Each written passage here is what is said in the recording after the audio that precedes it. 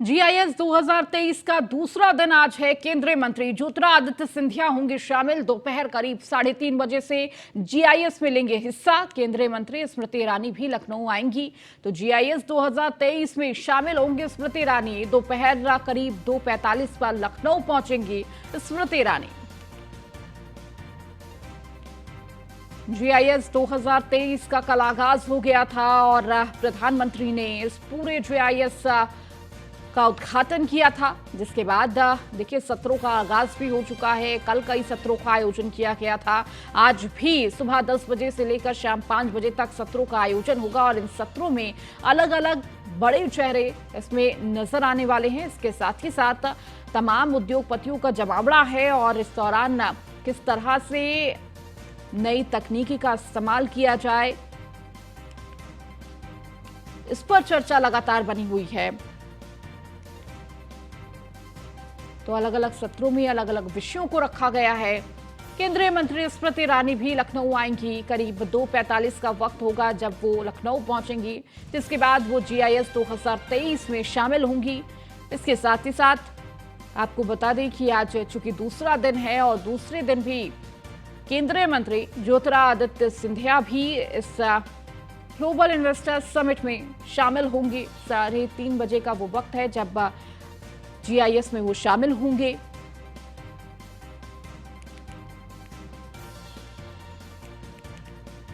तो बड़ी खबर आपको इस वक्त दे रहे हैं। जीआईएस 2023 का आज दूसरा दिन, तो सुबह 10 से 11:15 तक होंगे कई कार्यक्रम।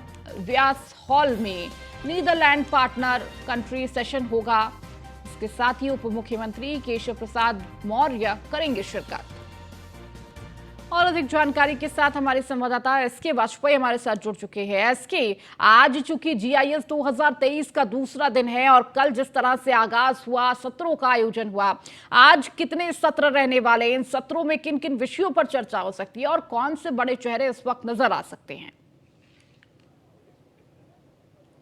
बिल्कुल, अगर हम बात करें तो मुख्यमंत्री योगी आदित्यनाथ भी आज इस कार्यक्रम में शामिल होंगे, चूंकि दूसरा दिन है और दूसरे दिन 13 सेशन है। कुल 34 सेशन होने थे, जिसमें से 11 सेशन कल थे, 13 सेशन आज हैं। और इन सेशंस में उत्तर प्रदेश में विभिन्न जो कंट्री पार्टनर हैं, जिसमें नीदरलैंड है, साथ ही साथ यूएई है, जापान है, मलेशिया है, वो जो उत्तर प्रदेश के साथ में कंट्री पार्टनर बने हैं, उनके प्रतिनिधि मौजूद रहेंगे। मुख्यमंत्री योगी आदित्यनाथ, डिप्टी सीएम केशव प्रसाद मौर्य, साथ ही साथ केंद्रीय मंत्री नितिन गडकरी भी 3:30 बजे यहां पर पहुंचेंगे।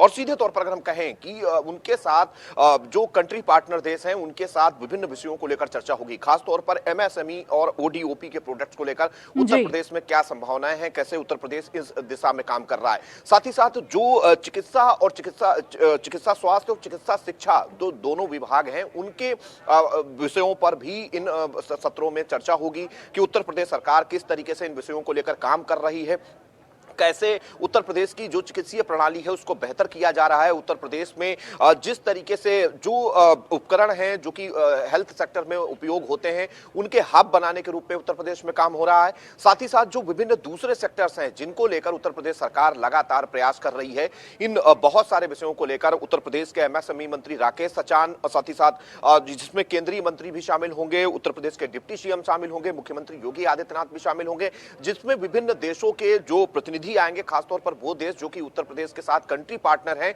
जिन्होंने एमओयूज में कंट्री पार्टनर के तौर पर साइन किया है, उन सभी के साथ इन अलग अलग सत्रों में चर्चा होगी, जिसमें उत्तर प्रदेश की विभिन्न संभावनाओं के बारे में, अब तक आए उत्तर प्रदेश में उद्योगों के बारे में, कौन कौन से ऐसे उद्योग हैं जो उत्तर प्रदेश में इस समय वर्तमान में निवेश कर चुके हैं और उनकी वर्तमान की स्थिति क्या है, कौन कौन से ऐसे सेक्टर्स हैं इसमें उत्तर प्रदेश सरकार की तरफ से ज्यादा सब्सिडी और ज्यादा सुविधाएं दी जा रही हैं और उत्तर प्रदेश में उसका एक बड़ा बाजार भी है। इन बहुत सारी विषयों को लेकर मुख्यमंत्री योगी आदित्यनाथ, साथ ही साथ उत्तर प्रदेश के जो विभिन्न मंत्री हैं, जिसमें राकेश सचान हैं, उसके अलावा उत्तर प्रदेश के पर्यटन मंत्री जयवीर सिंह हैं, साथ ही साथ उत्तर प्रदेश के डिप्टी सीएम केशव प्रसाद मौर्य हैं, उन सभी के साथ अलग अलग सेशंस होंगे और इन सेशंस के जरिए उत्तर प्रदेश की संभावनाओं के बारे में चर्चा होगी। उत्तर प्रदेश सरकार की औद्योगिक विकास नीति 2022-23 के विषय पर चर्चा होगी और कहीं न कहीं इन बहुत सारी चीजों के बाद जो कंट्री पार्टनर्स हैं, उनके साथ एक सहमति बनाने की कोशिश होगी कि किस तरीके से किस क्षेत्र में निवेश किया जाए, जिसका बड़ा बाजार उत्तर प्रदेश है और साथ ही साथ उत्तर प्रदेश में उसके लिए अपार संभावनाएं भी हैं।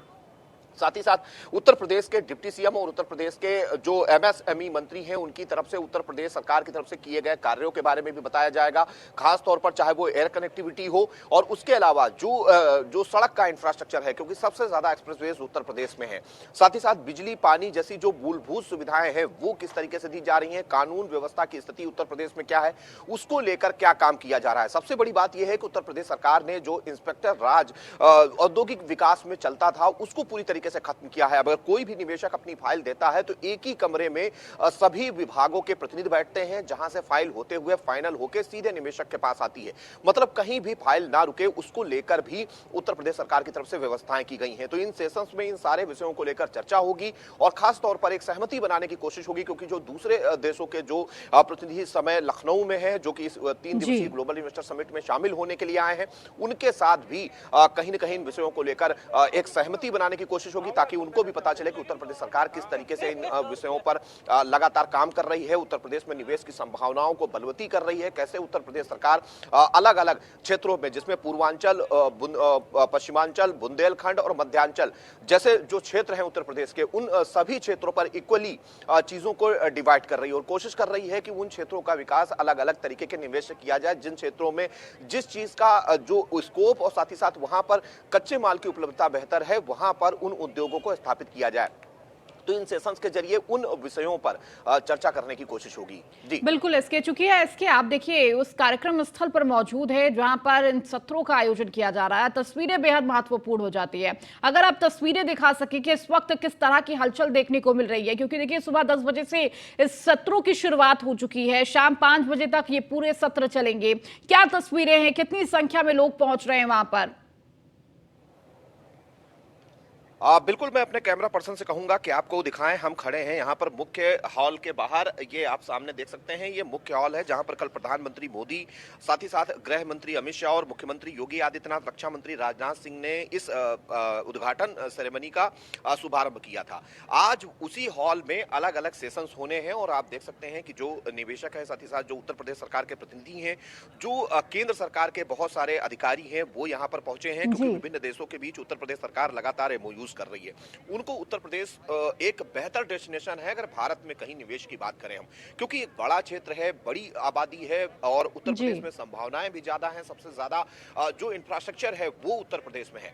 तो इन सारे विषयों को लेकर कहीं ना कहीं चर्चा होनी है। तो लगातार जो प्रतिनिधि हैं वो यहाँ पर पहुंच रहे हैं, पुलिस की व्यवस्था पूरी तरीके से चाक चौबंद है और चीजों को जो सेशन जिस तरीके से तय किए गए हैं उन सेशन के हिसाब से आगे बढ़ाने की कोशिश आज सुबह 10 बजे से शुरू हो चुकी है। जी ठीक है, बहुत शुक्रिया इसके इन तमाम जानकारियों और तस्वीरों को दिखाने के लिए।